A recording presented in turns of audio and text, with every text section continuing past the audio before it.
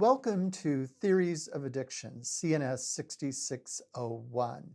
My name is Dr. Steve Johnson, and in week one, we are going to be covering the conceptualization of addictive behavior.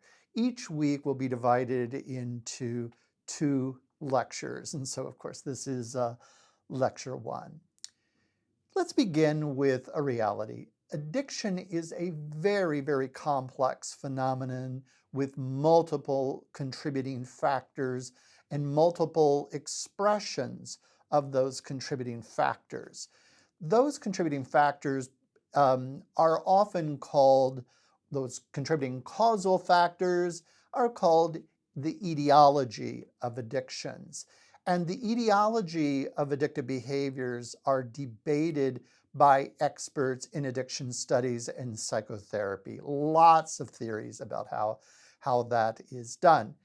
Some of those are really good theories and some of them not so good, which we will get into a little bit later. However, even if there were just one comprehensive explanatory theory about the causes of addictive behavior, we're left with the reality that knowing the causes doesn't necessarily translate directly into knowing an effective treatment. Okay?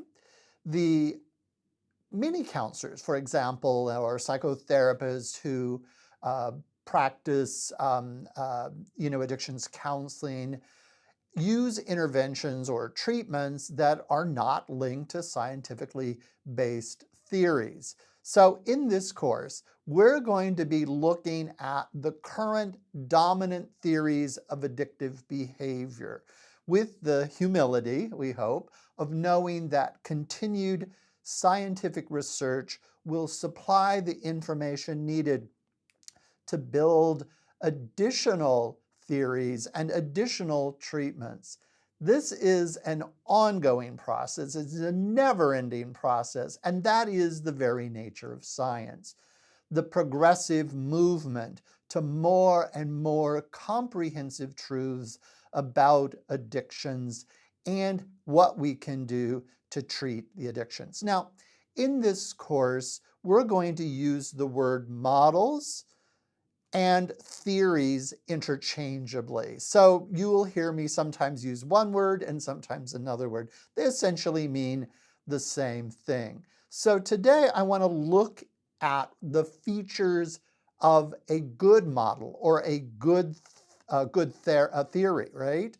Because I'm going to have us, when we look at the different theories of addictions, have you consider the strengths and weaknesses, the pros and cons of each of the theories. And as you do that, it is important to really understand the nature of theory and what theory is supposed to do and what it's not supposed to do, what it is and what it isn't.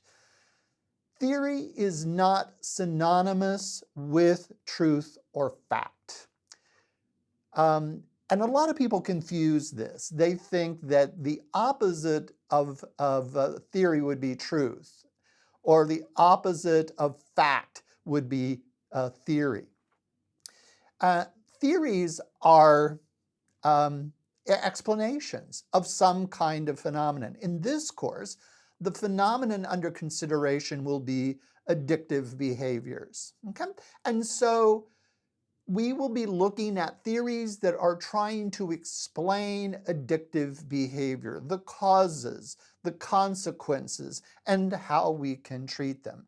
Now, often you will hear in everyday language, and I'm sure you've probably heard it, that people will say, oh, that's just a theory. Well, scientists don't talk this way, and I don't find it very helpful or a very informed statement when we say it is just a theory. But that I think is based upon the confusion about the value of the process of science and scientific theories, because they confuse scientific theories with facts or truths. And theories are made up of facts or truths, but we don't talk in science that a theory is truth or It's not truth. We will talk about the next factor of a theory, which is the third one we're looking at, is that theories are powerful, some more powerful than others. But theory is helpful and powerful because they are explanations based on observations, not opinion, not personality or any of that, but it's based on observations, repeated observations over time, and those repeated observations are subjected to very logical and statistical analyses so that they can help us predict the addictive behaviors that are under consideration, and so we can actually begin to treat them. So theory is powerful because it's an explanation based on observations over time. So theory helps us understand addictive behavior and can help us predict those addictive behavior. More than that, it can help us to change addictive behavior. This theories of addictions don't just help us conceptualize addictions. They're really directed, in addition to developing effective ways to change addictive behavior so that an individual will be more effective in managing their life events. The text for this course describes the features of a good theory, and I really like what the text says. I may amplify it a bit in some places. And it's important for you to know these features to help you distinguish good theories from those that are not quite so good, powerful theories from those theories that are not quite so powerful, more general theories from very specific theories, etc. And so these 8 factors are as follows. 1, theory is to explain a set of observations. So the 2 key issues in that is that a theory has to be an explanation, and it's an explanation of something that is empirical. In other words, it is observable or sensed through our senses. 2, a theory has to be coherent and cohesive. That means that internally, the statements within the theory have to be consistent. In other words, they don't contradict each other. You know, in philosophy of science, there are 3 major tests for truth.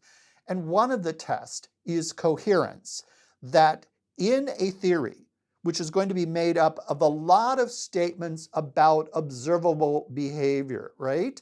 And so we want to make sure that the statements in one part don't contradict the statements in another part. If there are contradictions within the theory or the statements that make up the theory, then that is the degree to which the theory is not as coherent and cohesive as it should be. The third factor is that the theory is kind of clear. In fact, it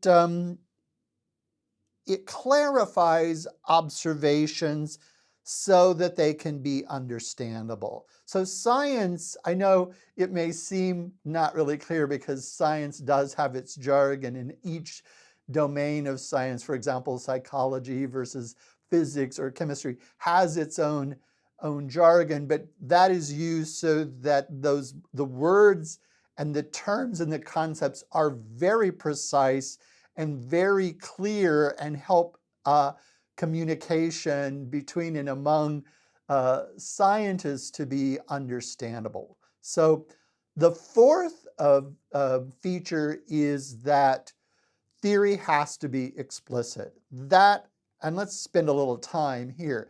It means that the definitions that are comprised or are part of the theory have to be operationalized, okay? That means they have to be statements about phenomena or addictive behavior, as we're looking, that are observable and measurable. Now let me contrast that with how we talk in everyday language, right? When you and I are talking about heat, we often use the words hot and cold. We will say that, for example, if we touch the stove, I'll say, is it hot or is it cold? And you go, no, it's pretty hot. Or, yeah, no, it's cold, it's cool. So what are we doing when we make that defining the heat level of the stove? We're relating an experience to ourselves, right? So whatever that level of heat is there, we're relating it to ourselves. That is not the scientific way.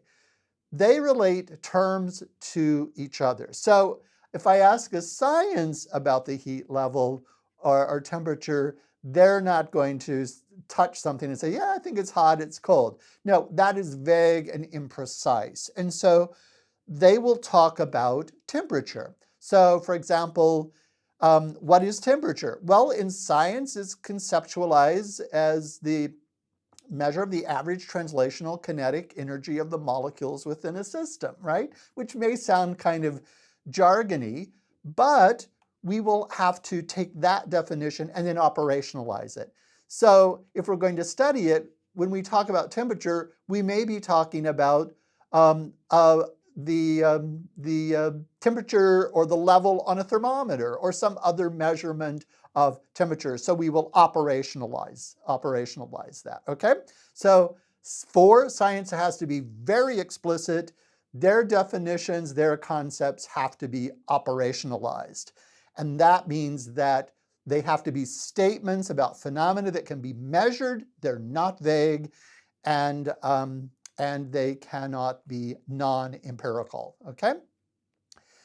Number 5 includes science has to have statements that include the least number of concepts to fully explain a phenomenon.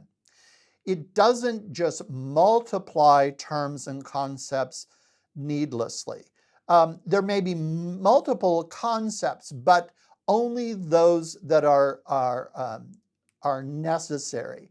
We call this applying Occam's razor. It was named after William of Occam, who was a philosopher in the Middle Ages, who said, don't multiply concepts beyond their need. And so science tries to have the least number of concepts that can explain a phenomenon. They don't go on and on and on, okay?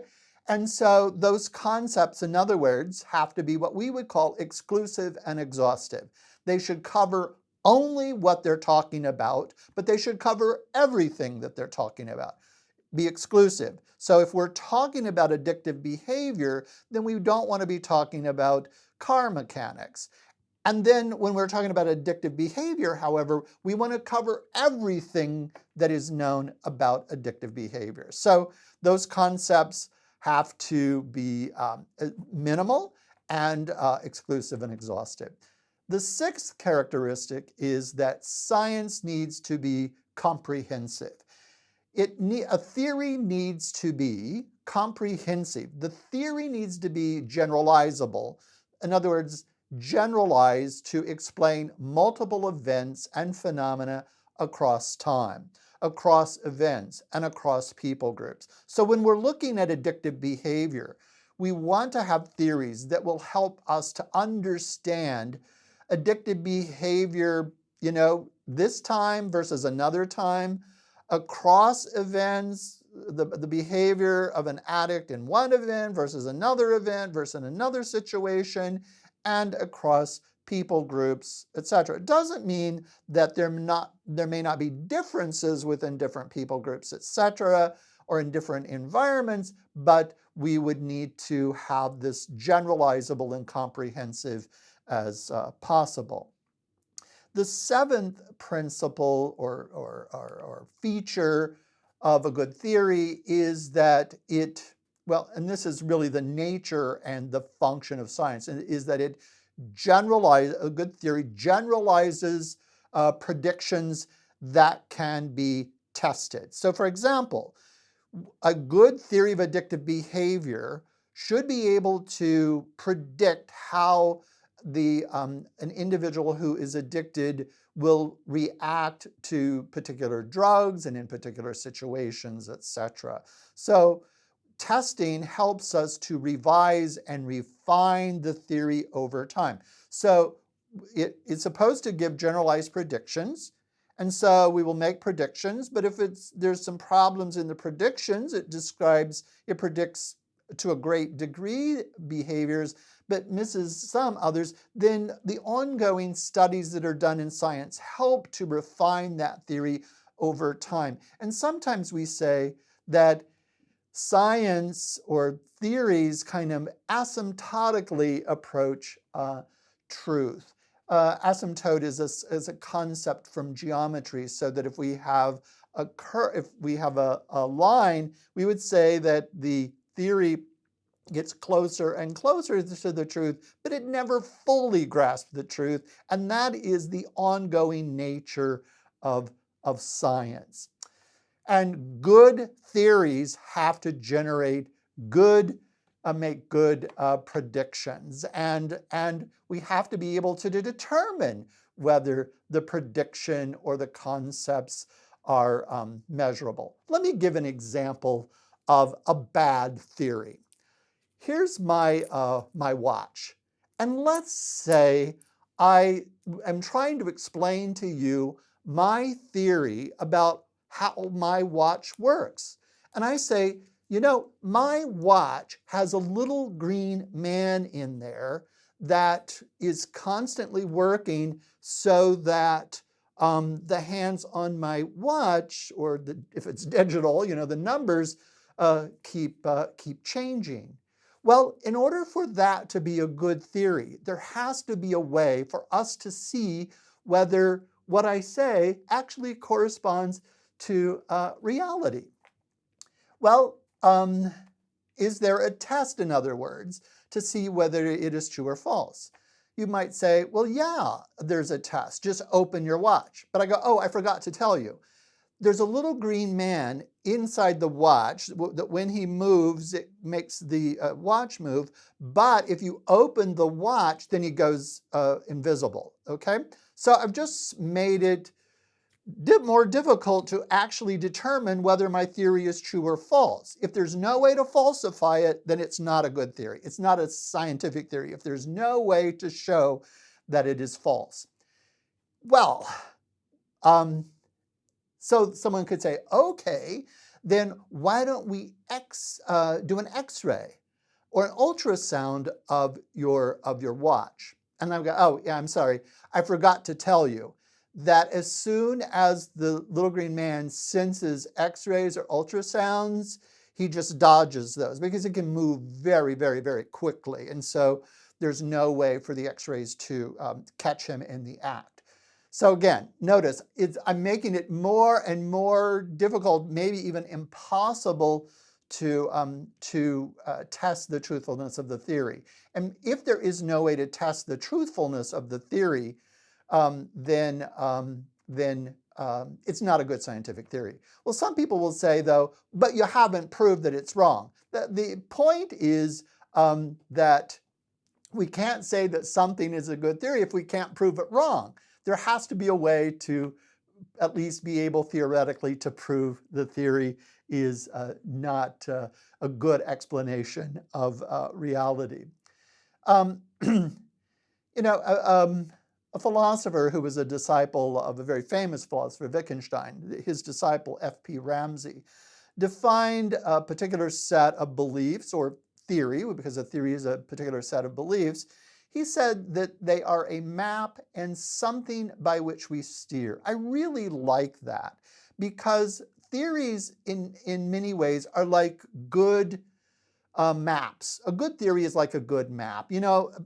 I know back in the old day we had maps when we would drive somewhere. Now we've got GPSs and all of that make it easier. But a good map, if we look at that, will help us navigate to where we want to go and may even reveal certain features of the terrain that we're going over. It might say, well, you're going to be driving by a river, you're going to be going up into a mountain, oh, there's a hazardous condition over here. Those are good maps. Now, if you think about the maps of the world from the Middle Ages and before, they would show that as you go toward the end of what they would say the world, that you just fall off into it, or that there are monsters out there, etc. Those are bad maps, okay? They're fanciful and not particularly helpful in guiding action if you believe that you're going to fall off the earth. But just a regular map that we have that doesn't give any real information, or if you're driving and it says, the highway continues for another 50 miles and it stops after you've gone 10, that's not a good map. Well, a good theory is in essence a good map. If we use the theory and make predictions and use it to help treat people, etc., or to understand something, then the theory is a good map. Otherwise, it's not helpful. Now, here's the other thing. There's never a perfect map. But even when we used maps all the time, we were constantly revising the maps as we would get more and more information. And that is the nature of science. Scientific theory as a map is constantly being revised based upon the outcomes of research that is conducted. So you can see why when we say that something is just a theory, not a very good statement, because these theories really help guide behavior, and they're doing a better and better job over time. I'd like to shift gears and look at the history of theories of addiction in the United States. And there have been three major historical theories. In other parts of the world, there may have been a different sequence or history of theories of addiction, but I'm going to be focusing on the United States, where I am right now. And there were three major historical theories across history in the United States. First, that addictive behavior or addiction is immoral conduct. And I'm going to elaborate on this a little bit later in a minute or two. Two, that addictive behavior is a disease, not immoral conduct, but a disease. And the third one, that addictive behavior really is simply maladaptive behaviors, okay? That these are behaviors that don't help us reach our desired goals. And so I'm hoping that by the end of this lecture, you'll be able to apply the 8 features of a good theory to these historical theories of addictive behaviors. But let's look at these 3 historical theories. The first being that addictive behavior is immoral conduct, or what I'll call the immoral conduct theory. This theory assumes that an addictive behavior is freely chosen and is intrinsically immoral.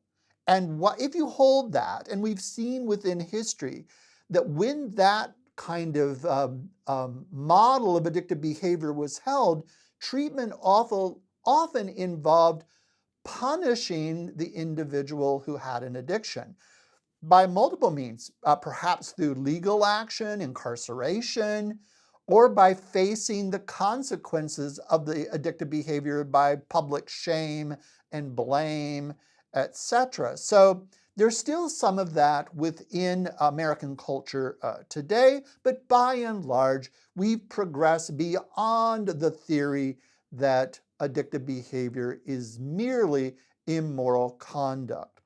Another model is that addictive behavior is a disease, that addicts are victims of a disease and addictive behavior is not freely chosen. So you see, there's a major difference when we look at addictive behavior as a disease versus addictive behavior as immoral conduct. We said that in immoral conduct theory, that the assumption was that the addictive behavior was freely chosen, whereas in the addictive behavior as a disease, it's not believed. In fact, they believe that the individual with an addiction lacks the freedom to choose to varying degrees.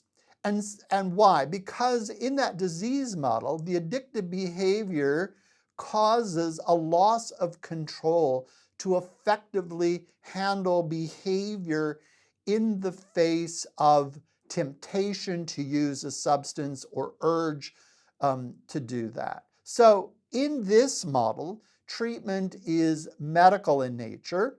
And so this is embraced by a number of different groups, the medical model is. One, of course, is the medical profession, but it's not confined to that. There is a whole addiction treatment industry. You can go to different kinds of centers with different philosophies of treating addictions, and these addiction treatment and the addiction treatment industry tends to see addiction as a disease that should be treated. Pharmaceutical companies often will treat addiction as a disease that requires medication. And then there's what we would call the recovery movement, or often seen in 12-step, but not limited to 12-step groups such as AA, Alcoholics Anonymous, NA, Narcotics Anonymous. And there are many, many more 12-step groups, and then there are alternatives to the 12-step groups that are recovery movements. And so they often take the medical model. The third model, historically, is addiction viewed as maladaptive behavior. What this means is that addiction is viewed as learned behavior. It's a habit or a set of habits that are dysfunctional in terms of the individual adapting to life events and challenges in healthy and helpful ways rather than dysfunctional ways. Okay, so in this model, they might look at the non-optimal or non-supportive environments, including families may be a factor in the maladaptive behavior, or social conditions such as poverty, which we'll investigate more when we look at the public health model. And so looking at these conditions and how they impact the individual's behavior and may help form these maladaptive behaviors. Okay. The important points that I want you to know by the end of this lecture, and please do the reading and it will fill in some of the gaps, is that one, that addictive behavior is complex. It has many, many different contributing causes and ways of expression, that it doesn't boil down to one cause. Let me give an example there, though, because you're going to hear many different people say that, you know what, all addiction is grounded in early adverse childhood events. Well, there's no huge empirical evidence to support that. It's trying to come up with one cause. Another one would say all addiction is caused by trauma, right? Well, now that's rather interesting, because one kind of trauma disorder, post-traumatic stress disorder, is associated with two major co-occurring disorders. It means it's often related to other disorders. And one of those other disorders is substance use disorder. So it is common for an individual with trauma to develop a substance use disorder. The other common disorder with post-traumatic stress disorder is major depressive disorder. But simply because there's an association between trauma and subsequent development of substance use disorder in some people, we cannot categorically say that trauma is the cause. It may be a contributing cause for a number of individuals, but remember, addiction is a complex phenomenon with many contributing causes. So we have to be very careful. I know we looked at Occam's razor, and we don't want to multiply entities beyond their explanatory entities beyond their need, but we also don't want to oversimplify and say that there's one cause when it's really multifactorial. The other, so I want the important point for you to get is that addiction is complex with many contributing causes and ways of expression too. The nature of a good theory versus an inadequate theory, those 8 features, and then try to apply those to different theories. And the third is, I would like for you to know, the 3 dominant historical views of addiction theories within the United States. So I thank you very much. This concludes the first lecture, and then we will continue with week 1, the conceptualization of addictive behaviors, but we'll look at a different issue in lecture number 2. Thank you and have a good day. The Masters of Arts in Addictions Counseling at Columbia International University prepares graduates to be successful in an occupation that is experiencing job growth at a tremendous rate. This program integrates faith with evidence-based knowledge and practice in diagnosing and treating addictive disorders from substance abuse to behavioral addictions. CIU's Master of Arts in Addictions Counseling is the only academic program within the U.S. to offer certificates in addictions counseling through the Albert Ellis Institute, an international mental health professional training institute. Enroll today at CIU.